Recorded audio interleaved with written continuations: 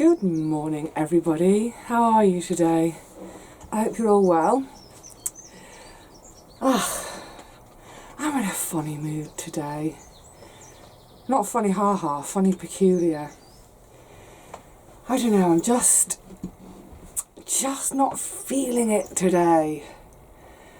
I think it's just that this darned winter is just going on and on and on forever, it feels like. You know, for the last sort of 4 or 5 years, at least that's how far my diary goes back, my gardening diary.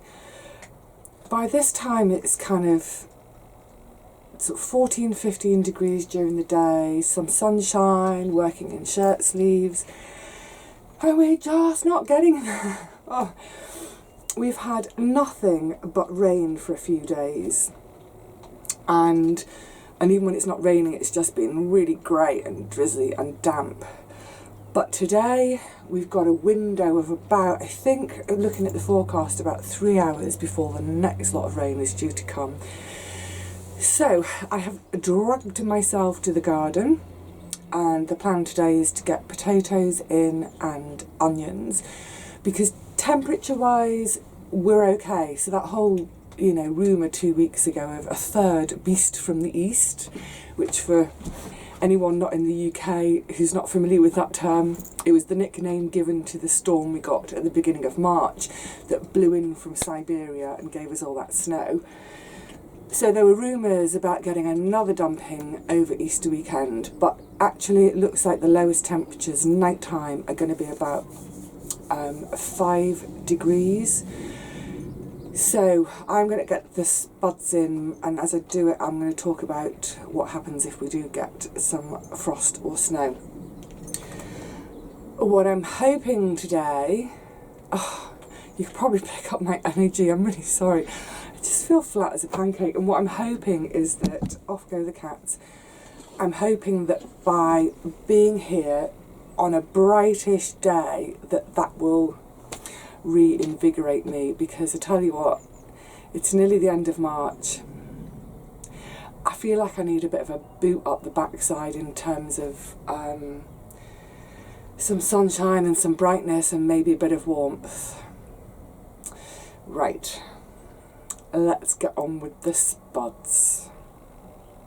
Just before I start planting them, I just thought I'd show you how they're looking after, I think it's about 6 weeks or so of chitting. So they've got nice, really sturdy little chits on.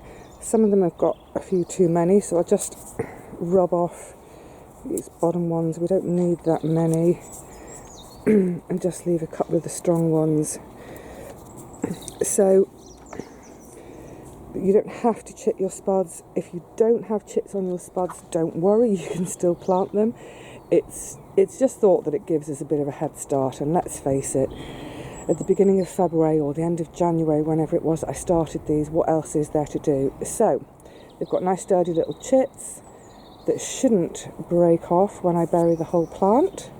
Fingers crossed. Right, let's go get planting.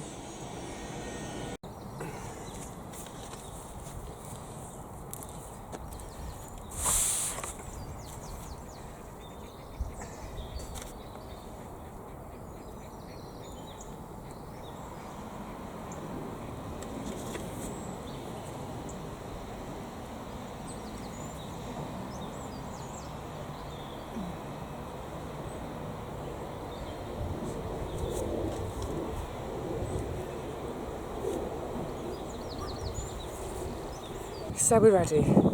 I'm going to pop in my salad potatoes first. I'm doing Anya because they're gorgeous and waxy and yummy. I'm actually only spacing them about 12 inches apart. They won't get too huge. Now, what is the thinking behind this trenching lark? So, as you saw a week or so ago, I've taken the earth from here, piled it up here, and now I'm going to plant down into the bottom of this trench. So, well, the reason I opened up the trench a week ago or so was to try and get some sunlight into the bottom of the trench to start warming the soil. It's had a little bit of sunlight, and it's a touch warmer, but it's not exactly tropical.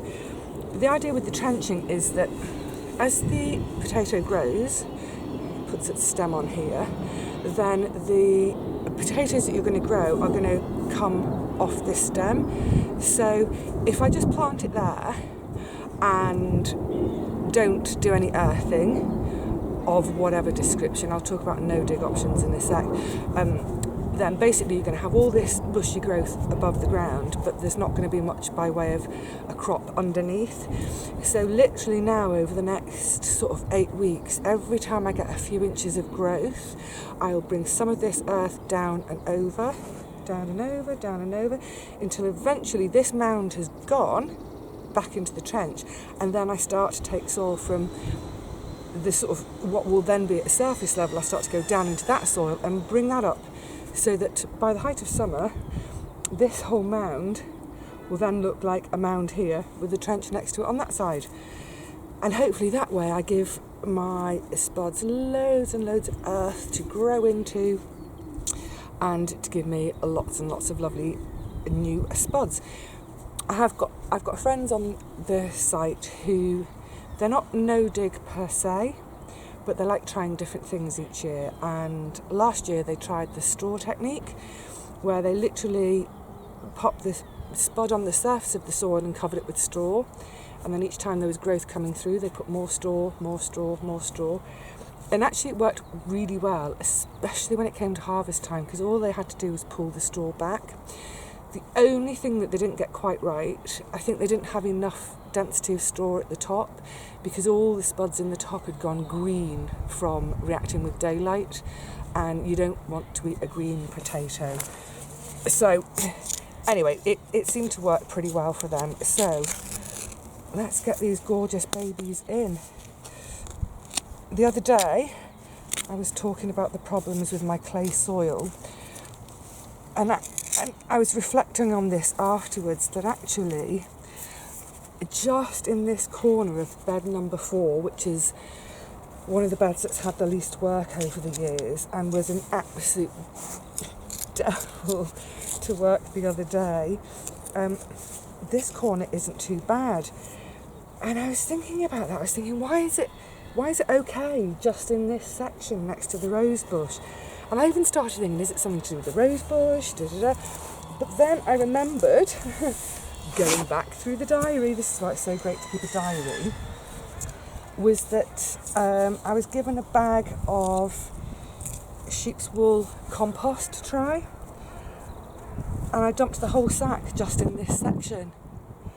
So I really think that massively helped. Well, it must have done, because this particular part of the bed has had no other special treatment than the rest of the bed, other than the addition of that sheep's wool compost. So it's really expensive, but what I would say is, if you can get hold of it, or if money isn't too much of an option, then going by the result of this bed, I would highly recommend it. I was actually watching a programme recently about the advent of steam, obviously, and I was watching this. It was about steam and its impact on agricultural Britain in the 1850s, and as part of this programme they'd gone into, hold on a sec, the part of Yorkshire known as the rhubarb triangle, where rhubarb is forced at this time of year and is forced brilliantly. And they were talking about why it works so well there. Apart from their soil and their climate, the one thing they were talking about is because of all the sheep in the dales in Yorkshire, they use I can't remember what it's called, but it's the waste part of the fleece that's no good for selling, and they put that into their rhubarb beds. And it was kind of that triggered, and me looking back in my diary and thinking, yeah, maybe that's what it was. So yeah, if you get an opportunity to use some sheep's wool compost, give it a go. Right, 4 more rows. What I forgot to mention about the trenching as well is it's really, really useful if you've got a little bit of growth showing, and then suddenly get news that there's going to be a frost, not necessarily a hard ground frost, but the kind of the air frost we tend to get here, because we're quite exposed with that chilly air. If it's looking like the temperature of the air just above the soil is going to be at freezing, the great thing is you can use your mounds of earth, drag them over those brand new tender shoots, get them covered, and that gives them a bit of protection from frost. So it's one of those things, keep an eye on the forecast, and if you're available and you know it's going to happen and you've got shoots, race down to your garden and get your little shoots covered. Right, now I am going to get on with the other 3 rows.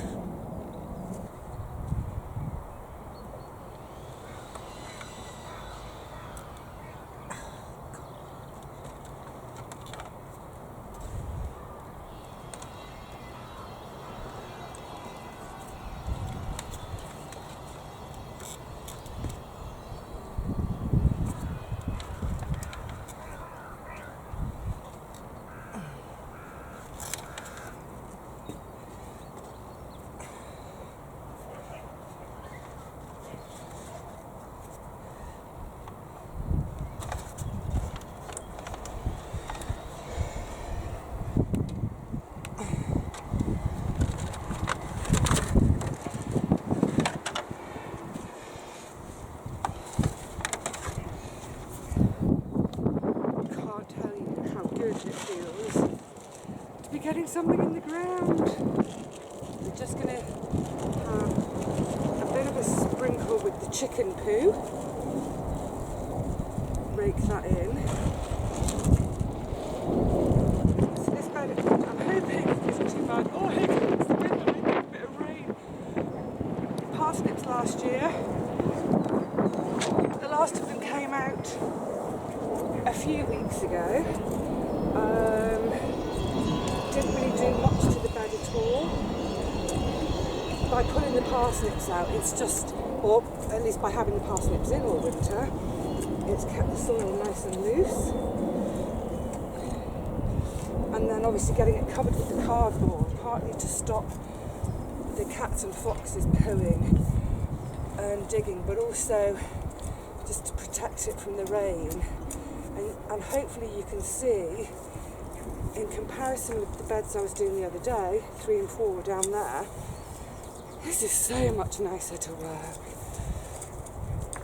It has had more organic matter over the years.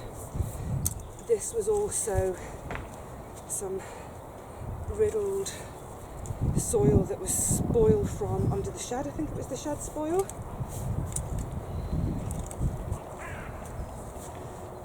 And it's, like I say, it's much nicer to work.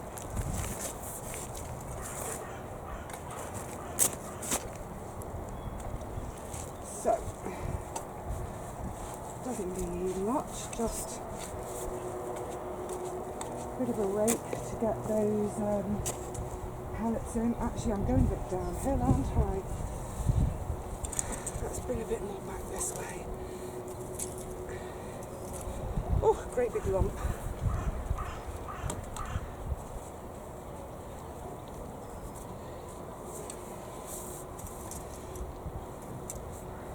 Well, this rain was predicted. Let's quickly get these whites in.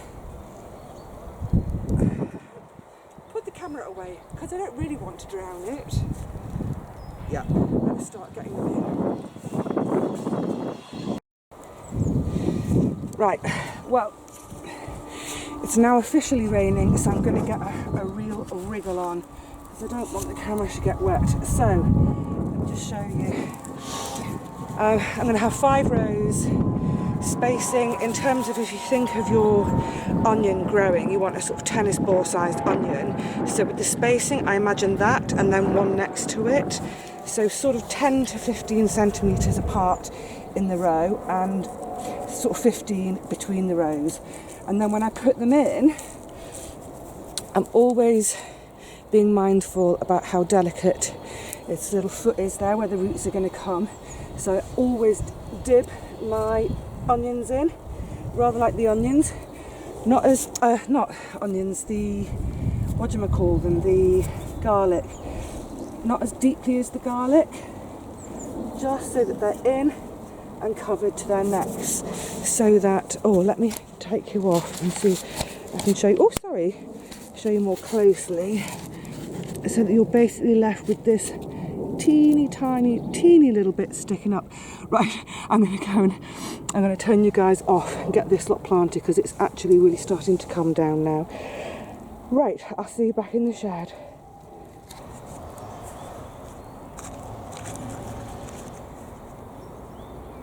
Seems like it was a passing shower.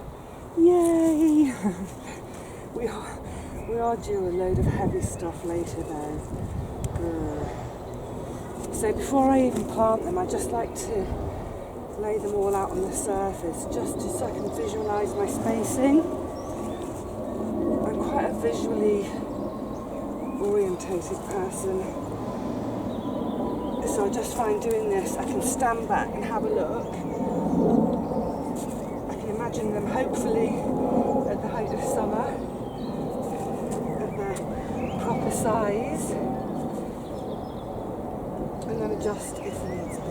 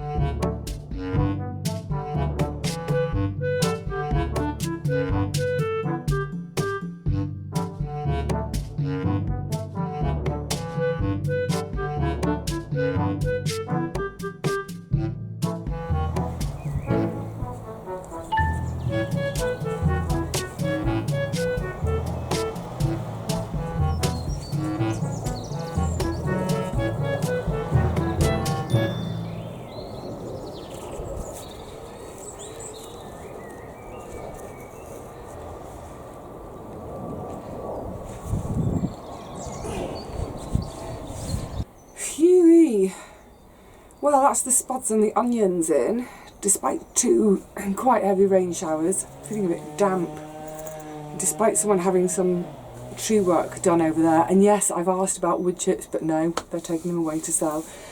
I don't know, everything feels like a bit of hard work at the moment. And I think it's just because this damp that's pervading everything. And yeah, we just need some sunshine. Please, can we have some sunshine? Now, I know I'm sounding like an absolutely moaning old Minnie, but I'm really glad to have got things in the ground today. Yay, finally. And obviously all the little seedlings and bits and pieces at home are coming on a treat. So we just have to keep the faith that at some point spring will arrive. There will be a bit of warmth. I think I've got about, maybe that's the door rattling in the wind, probably about another week of work to do of prep in terms of if I came every day for a couple of hours, just a couple more beds to prep. But really, you know, we're just waiting for sunshine and warmth now, aren't we? So while we're waiting, I'm going to toddle off home, have something nice and warm and filling to eat, because I feel really, I'm cold to the bones. It's because of the damp. Yes, I'm going to say cheerio for now. I hope your indoor stuff is coming along fine, but not too fast. I hope we're all, you know, in our downtime doing our sun dances because we need the sun. But in the meantime, whatever you're up to, have fun and take care, everyone. I'll see you all again really soon, I hope.